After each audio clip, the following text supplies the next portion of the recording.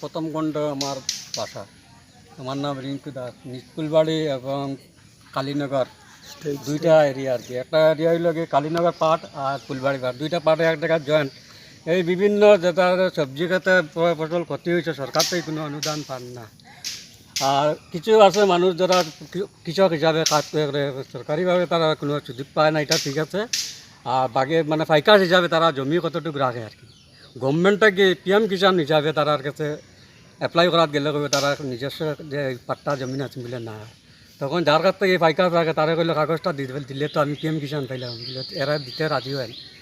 যাই হোক, 2022-এর যেটা ক্ষয়ক্ষতি হয়েছে, ভেন্ডি ঝিঙ্গা বিভিন্ন ক্ষেত আছে, তাও সম্পূর্ণ জলে ভগ্ন।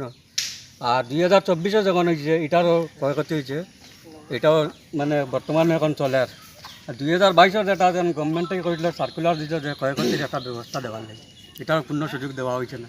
এটার লাগে আমি সরকারের কাছে বিশেষ অনুরোধ রাখি, আর এবং মাননীয় আমার কাটিগড়া সার্কেল মহোদয়ের কাছে অনুরোধ রাখি, আর মাননীয় ডিসির কাছে অনুরোধ রাখি, আর এবং আমার বিভিন্ন সংগঠনের কাছে আমি অনুরোধ রাখি। এই বলি আমি আমার বক্তব্য শেষ দিন। আজকে এখানে শিয়ালটেকের কালীনগর গ্রাম, যে গ্রামে আমরা এখানে আছি, আমরা সারা ভারত কৃষক সভা শিয়ালটেক প্রাথমিক কমিটির সভা আমরা এখানে করেছি, এবং সবাই বিভিন্ন কৃষকরা তারা এসেছেন, তাদের বক্তব্য তুলে ধরেছেন যে এখানে কৃষকরা যে সমস্যা, এই সমস্যাগুলো এখানে তুলে ধরেছেন। আমরা সারা ভারত কৃষক সভা থেকেও আমরা দাবি করছি যে এখানে যারা কৃষকরা আজকে আপনারা দেখতে পাচ্ছেন যে এখানে আমাদের পেছনে যে নদী রয়েছে, বরাক নদীর যে পাড়ে, সে পাড়ে এখনও জল। এখানকার যারা কৃষকরা সবজি ক্ষেত করে, যারা ভেন্ডি এবং ঝিঙ্গা কাঁকরোল যারা মুখী যারা রোপণ করেছিলেন, তারা সব বন্যার জলে ভেসে নিয়ে গেছে। ফলে আপনার এই কৃষকরা সাংঘাতিকভাবে ক্ষতিগ্রস্ত, এবং সারা কৃষকরা যাতে কৃষি বিভাগ তথা জেলা প্রশাসনের পক্ষ থেকে ক্ষতিপূরণ দেয় তার জন্য আমরা দাবি করছি। পাশাপাশি আমরা যেটা লক্ষ্য করছি, বর্তমান সরকার বারবার বলছে যে কৃষকরা কৃষক সম্মান নিধি দিচ্ছে এবং ঘোষণা করছে, এবং যেটা লক্ষ্য করা যাচ্ছে যে এই গ্রামেও কৃষকরা যাতে এই পিএম কিষাণ প্রকল্প থেকে বঞ্চিত। যারা প্রকৃত কৃষক, অনেক কৃষকরা তারা অন্যের ক্ষেত্রে কৃষিকাজ করেন এবং তারা কৃষিকাজ করে দিন যাপন করেন, এরা সাংঘাতিকভাবে ক্ষতিগ্রস্ত হচ্ছেন। কিন্তু এরা এই ধরনের কৃষকরা যারা বাঘ চাষি বলতে পারেন বা অন্যের ক্ষেত্রে যারা ক্ষেত করেন, তারা পিএম কিষাণ প্রকল্প পাচ্ছেন না। আমরা বারবার সরকারের কাছে দাবি করছি যে কৃষক মাঠে ক্ষেত করছে, মাঠে নেমে ক্ষেত করছে, এই কৃষককেই সাহায্য করা দরকার। এবং যারা কৃষক নয়, যারা ব্যবসায়ী, যারা তোমার বড় বড় শিল্পপতি, বড় বড় যারা অনেক টাকার মালিক, তারাই পিএম কিষাণ প্রকল্প পাচ্ছেন, এবং মূলত তারা কৃষক নয়। যার বলে কৃষক ব্যবস্থাটাকে যাতে তোমার পুঁজিপতির হাতে চলে যাচ্ছে, এই যে ব্যবস্থা, সেই ব্যবস্থার জন্য আমরা বারবার সারা ভারত কৃষক সভা, এখানকার প্রাথমিক কমিটি, আমরা কাছাড় জেলা কমিটিও, বর্তমান যে সরকার কেন্দ্রীয় বা রাজ্য সরকারের কাছে আমরা দাবি করছি যে এই পিএম কিষাণ প্রকল্পে যাতে স্বজন পোষণ না হয় এবং যাতে প্রকৃত কৃষকরা পায়, তার জন্য যাতে সরকার তথা কৃষি বিভাগ যাতে সচেষ্ট হয়, এবং এবার যারা বন্যার ফলে যারা ক্ষতিগ্রস্ত হয়েছে তাদের যে অতিসত্বর ক্ষতিপূরণ দেওয়ার জন্য আমরা কৃষক সভার পক্ষ থেকে আমরা দাবি করছি। আমি তারিণপুর জিপির বাসিন্দা। আমার গ্রাম নিজপুরের পার্ট 1, পোস্ট অফিস শিয়ালটেক।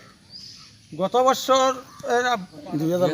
2022 বন্যায় আমাদের গ্রামের সবজি ক্ষেত বন্যার কারণে আমরা ক্ষতিগ্রস্ত হয়েছি।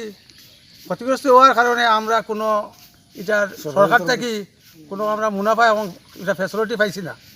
সেইভাবে এবারও আমাদের সবজি ক্ষেত বন্যার জলে নিয়ে গেছে। আমরা এখন সরকারের কাছে আবেদন রাখিয়া দেন আমরা এই সবজি ক্ষেত্র ক্ষতিপূরণ হওয়ার লাগি। আর মাত হয়েছে আমাদের যারা কৃষকেরা প্রকৃত যেটা যে কৃষক বেনিফিট যেটা 2000 টাকা পিএম কিষাণ যেটা, এটা আমরা পুরাপুরি যারা কৃষক এরা পাইয়ান না। আমরা আল লইয়া আমরা ক্ষেত থাকি, রোদে থাকি, বৃষ্টি খাই, কিন্তু আমরা 2000 থেকে বঞ্চিত। আমরা নিজস্ব জমিন নাই, আমরা বাক্যা করি, যার কারণে আমরা এপ্লাই দেওয়াত গেলে জমিনের মাত আয়, জমিনের মাত এলে জমিনের কাগজ আমরা অঞ্চলের মানুষে দেখাইতো না আমার অরিজিনাল কৃষকে, এরা বাকেট করে আর এই ফ্যাসিলিটিটা যারা খেত করে না এরা উপভোগ করিলায়। এটাও আপনার মাধ্যমে আমি এটা প্রস্তাব রাখলাম। কৃষকরা অন্য জমি জায়গা অথবা ক্ষেত খাত আমরা নিজস্ব কোনো জায়গা নাই, পাট্টারও কোনো জায়গা নাই, আমরা তাকেও খাসো আর খাসেও সে খেতেও করি, আর কোনো নমুনার সাহায্য সম্বল সেও আমরা করেন না, কোনো সরকারও করেন না। আর এত অঞ্চলে কোনো আমরা ফাট্টা মাটিও নাই, আমরা মনে করি এইবার আমার 4-5 লাখ টাকার জিঙ্গা মুখী এইসব জলের নিচে গেছে, কোনো তার সাহায্য পাই না সরকার থেকে। এটাই আমার আবেদন, যদি কোনো সরকার থেকে কোনো সাহায্য পাই আমার সাহায্যটা করতে।